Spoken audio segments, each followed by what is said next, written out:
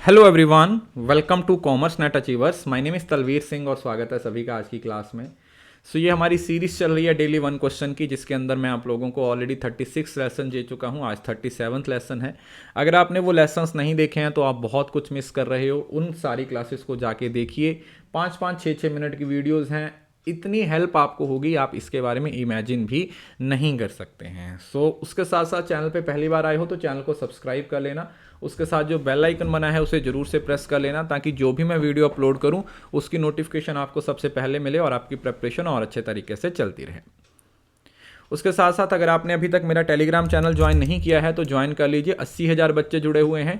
सारे इस बार के PYQ आपको यहाँ पर फ्री ऑफ कॉस्ट मिलने वाले हैं। हर बार की तरह PYQ में हमेशा आपको फ्री ऑफ कॉस्ट प्रोवाइड करता हूं, तो वहां से जाके आप PYQ को डाउनलोड कीजिए, अपना उनकी प्रैक्टिस कीजिए, क्योंकि एग्जाम में बहुत कम टाइम बचा है। उसके साथ साथ आपको पता है अनअकैडमी पे मैं नंबर 1 एजुकेटर हूँ पिछले 5 सालों से। हर बार हमारे बैच में से AIR 1 आता है, सबसे ज़्यादा रिजल्ट आता है, तो आप भी उस रिजल्ट का हिस्सा बन सकते हो। मुझे अनअकैडमी पे फॉलो कर लीजिए और वहाँ पे आपको पेपर 1 और पेपर 2 के कोर्सेज मिल जाएंगे। सब्सक्राइब करने के लिए जो रेफरल कोड यूज़ करना है वो तलवीर एस है। ये आप लोगों की एक इन्वेस्टमेंट है। अगर आप अभी इन्वेस्ट नहीं करोगे तो बार बार रिग्रेट होता रहेगा। और आपको पता है हर साल NTA फीस भी बढ़ाए जा रहा है, तो इन सारी चीज़ों से बचने के लिए पूरी मेहनत कीजिए, एफर्ट्स कीजिए। अनअकैडमी पे all India mock test series भी चल रही है, जिसका फायदा आप ले सकते हो। हर वीक पे आपके लिए एक टेस्ट है वो कंडक्ट किया जा रहा है। चलिए आज हम देखते हैं कि हमारा 37th क्वेश्चन कौन सा है और इस क्वेश्चन के अंदर क्या है कुछ खास ऐसा जो आप लोगों को हेल्प करेगा इस चीज़ को समझने के लिए कि क्या चीज़ आपके लिए ज़रूरी है और क्या इंपॉर्टेंट नहीं है। हम फैलेसी को ही कवर कर रहे हैं। एक नई फैलेसी आप लोगों के लिए है जो शायद आप लोगों ने पहले नहीं पढ़ी है। उस फैलेसी के बारे में हम बात करने वाले हैं। क्वेश्चन क्या कह रहा है? Jim has been fired from 7 different jobs in past 6 month. एक बंदा है पिछले 6 महीने में 7 अलग अलग नौकरियों से निकाल दिया। बुरा हाल है। He says that it has nothing to do with his him और his skills, he just beens very unlucky. तो वो बोलता है कि भैया पिछले 6 महीने में मेरे को 7 नौकरियों से निकाल दिया है।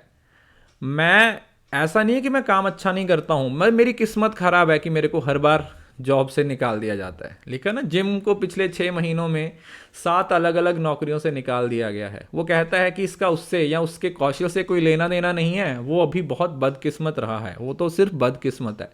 जब इस तरीके की फैलेसी आती है तो उसको कौन सी फैलेसी बोलते हैं? Red herring fallacy, appeal to tradition, appeal to coincidence या अपील टू कॉन्सिक्वेंसेस। तो याद रखिए, जब इस तरीके की फैलेसी आती है तो this is just a coincidence. आप उसको कोइंसिडेंट बनाने की कोशिश करते हो। वो अपनी एफर्ट नहीं कर रहा, वो मेहनत नहीं कर रहा, वो खराब काम कर रहा है, इसी वजह से तो उसको हर जगह से निकाल दिया जाता है ना। जो बंदा अच्छा काम करेगा उसको कोई क्यों निकालेगा, है ना।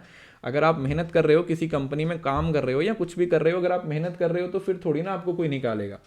तो इस वजह से आपको, जब आप काम नहीं कर रहे हो और आपको निकाला जा रहा है, तो आप ये जस्टिफिकेशन दे रहे हो कि मेरी तो किस्मत खराब है, इसकी वजह से मेरे को बार बार निकाला जा रहा है, अदरवाइज मेरे काम में कोई प्रॉब्लम नहीं है, मैं काम अच्छा कर रहा हूं। तो इस तरीके की फैलेसी को हम बोलते हैं appeal to coincidence. Appeal to coincidence के अंदर अगर आप डेफिनेशन देखते हो तो क्या है? Claiming that something happen due to coincidence despite of strong evidence to the contrary. मतलब आप ये क्लेम कर रहे हो कि कुछ है वो कोइंसिडेंस की वजह से हो रहा है, जबकि उसके कॉन्ट्रेरी मतलब उसके ऑपोजिट के ऑलरेडी क्या है? प्रूफ हैं।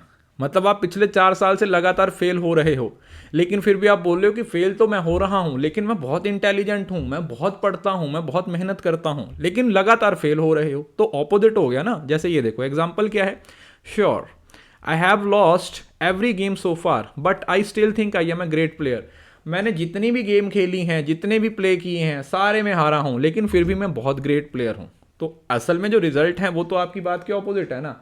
जो आप बोल रहे हो वो कुछ और है, लेकिन जो रिजल्ट है वो कुछ और है। So this is the difference कि अपील टू कोइंसिडेंस बनता है।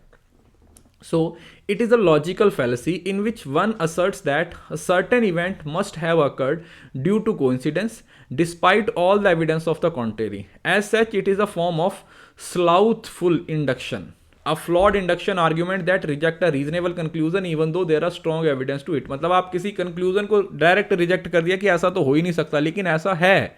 आपने उस चीज़ को आंखें बंद करके क्या कर दिया, रिजेक्ट कर दिया, लेकिन वो असल में तो है, आप उसको क्या कर रहे हो, रिजेक्ट कर रहे हो। इस वजह से हम इसको अपील टू लक और अपील टू बैड लक भी बोल देते हैं, ठीक है, कि आप कोइंसिडेंट क्रिएट कर रहे हो कि ऐसा होगा, लेकिन ऐसा तो नहीं होता।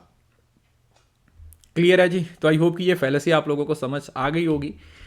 इसकी पीडीएफ आप लोगों को टेलीग्राम चैनल पे मिल जाएगी, कॉमर्स नेट अचीवर्स पे, वहाँ से जाके इसकी जो पीडीएफ है उसको डाउनलोड कर लीजिए, ताकि आपके ये जो कंसेप्ट हैं वो अच्छे से क्लियर हो जाए और आपको यहाँ पे अच्छा स्कोर है वो मिल जाए अगर आपके पेपर में क्वेश्चन पूछा जाता है। So that's all for today, thank you so much, God bless you all. पढ़ते रहिए, मेहनत करते रहिए, जेआरएफ जरूर क्लियर होगा, कंसिस्टेंसी बनाए रखिए, एफर्ट्स करते रहिए और अपना 100% देते रहिए। See you soon in the next video, तब तक के लिए खुश रहें, हंसते मुस्कुराते रहें, और हाँ, इस वीडियो को शेयर करना ना भूलें, बिकॉज शेयरिंग इज केयर।